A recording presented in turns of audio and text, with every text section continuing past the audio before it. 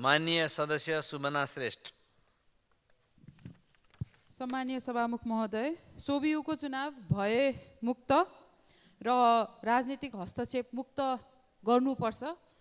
यो सरकारसँग र यो कमान्डरका रूपमा खटिनु भएका सम्पूर्ण नेतागणहरूमा म अनुरोध गर्न चाहन्छु।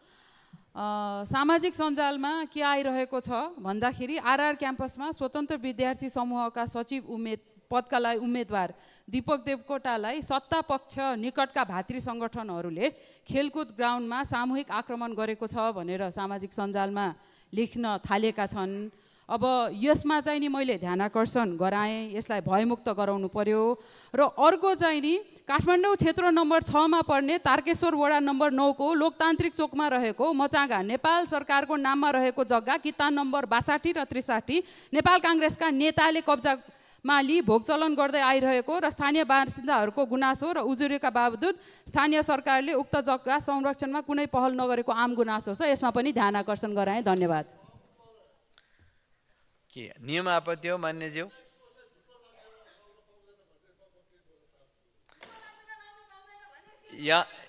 मान्य सदस्यहरू आसन ग्रहण गरौँ। यहाँ तल मान्य सदस्यहरू यताबाट समय लिएर आफ्ना कुराहरू राखौँ।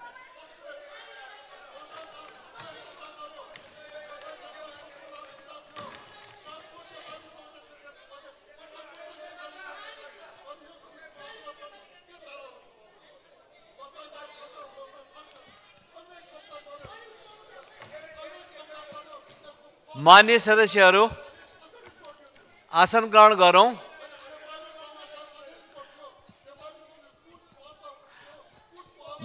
मान्य सदस्यहरू म यहाँहरूलाई आसन ग्रहण गर्नको लागि अनुरोध गर्छु। मान्य सदस्यहरूले आफ्नो समयमा आफूले राखेका कुराहरू प्रमाणित हुने गरी जिम्मेदारीपूर्ण ढङ्गबाट राष्ट्रको सामु सार्वजनिक ढङ्गबाट राखिरहनु भएको हामीले बुझेका हुन्छौँ र बुझ्नुपर्छ। त्यसरी राखिरहेको कुरा चाहिँ यो लान्छना हो, झुटो हो। यसरी के भन्छ कि यस्ता नचाहिँदा झुटा कुराहरू यहाँ राखेर भ्रम सृजना गर्न पाइँदैन भन्ने कुरा मान्यजीहरूले तलबाट मैले समय नदिँदाखेरि पनि राख्नुभएको कुराहरू यहाँ सुनिरहेको छ। त्यसैले यहाँ वाद विवाद गरेर यो विषयमा जाने होइन, यो कुराको लागि प्रक्रियासँग ढङ्गबाट कसरी लाने भन्ने कुराहरू गर्नुपर्छ। त्यस कारणले गर्दाखेरि सबै बोल्नुहुने मान्य सदस्यहरूले आफूले उत्तरदायी र जिम्मेदारी हुने प्रमाणित गर्ने गरी बोल्नुपर्छ र बोल्नुहुन्छ भन्ने हाम्रो बुझाइ छ। त्यसैले गर्दा यहाँहरूले राख्नुभएका कुराहरूमा अहिले आसन ग्रहण गर्ने र समय अनुसार समय लिएर मान्यहरूले मौका पाउँदाखेरि बोल्ने कामहरू गरौँ। त्यसैले म मान्यजीहरूलाई आसन ग्रहणको लागि अनुरोध गर्छु।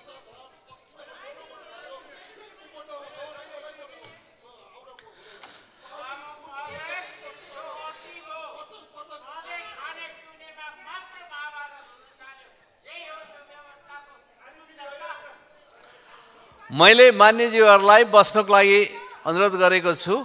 मान्यजीहरू आसन ग्रहण गरेर आफ्नो समयमा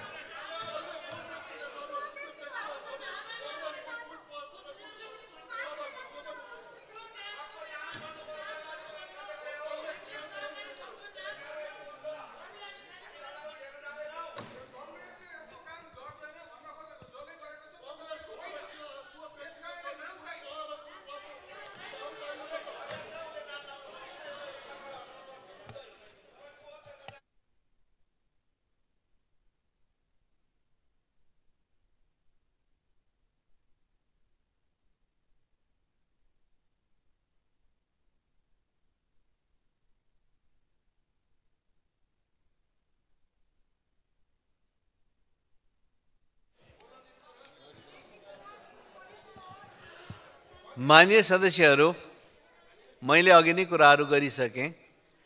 मान्य सदस्यहरूले राखेका कुराहरू सार्वजनिक ढङ्गबाट संसदको अगाडि आफ्नो समयमा राखिसकेपछि उहाँहरूले तथ्य प्रमाण र सत्यको आधारमा कुराहरू राख्नुपर्छ र राख्नुभएको छ भन्ने कुराहरू हो। जहाँसम्म अहिले यहाँ शून्य समयमा बोल्ने मान्य सदस्यहरूले नेपाली काङ्ग्रेसका नेताले जमिन प्रयोग गरे भनेर भन्नुभएको छ। उहाँहरूसँग तथ्य होला, सत्य होला, घटना होला भन्ने एउटा कुराहरू हो। यो त बेठी कुरा हो, बिना प्रमाण यस्तो बोल्न पाइँदैन भनेर समय नपाउँदाखेरि पनि, माइक नदिँदाखेरि पनि मान्यज्यूहरूले तलबाट प्रतिवाद गरिरहनु भएको छ। यसको बारेमा कसरी बोल्ने मान्यजीहरूको या रेकर्डबाट हटाउने नहटाउने के गर्ने भन्ने कुरा अहिलेको अहिले तुरुन्त यहाँ निष्कर्ष गरिन्न। जे पनि लान्छना लाउने हटाउने भनेपछि हटाइदिने भएपछि त्यो लान्छना सकिन्छ? मेरो विचारमा त्यस्तो सकिँदैन। त्यसैले अनि लान्छना हो कि होइन भन्ने कुरा यहाँ एकैछिनमा बोलेर यहाँबाट जवाफ दिएर वा त्यहाँबाट पक्ष विपक्ष भएर बोलेर टुङ्गिन्छ, त्यसरी पनि टुङ्गिँदैन। त्यसले गर्दाखेरि अहिले म यहाँहरूलाई के भन्दछु भने मान्य सदस्यहरूले उठाउनु भएको कुराहरूमा तपाईँहरूले समय नपाउँदा, माइक नपाउँदाखेरि पनि यसरी एउटा राजनीतिक पार्टी भनेर अमूर्त भनेर पार्टीको बदनाम गर्नु भएन। व्यक्ति हो भनेको व्यक्ति हो, पिटान हुनु पर्यो, यस्तो लान्छना लाउनु भएन भनेर तपाईँहरूले भन्नुभएको कुराहरू सुन्नमा आएको छ। त्यसले गर्दाखेरि यस्ता कुराहरूप्रति जिम्मेदारी साथ अगाडि बढौँ। अहिलेलाई मान्यजीहरू आसन ग्रहण गर्नुहोस् र शून्य समयको कारबाहीलाई अगाडि बढाउन सहयोग गर्नुहोस्। अब शून्य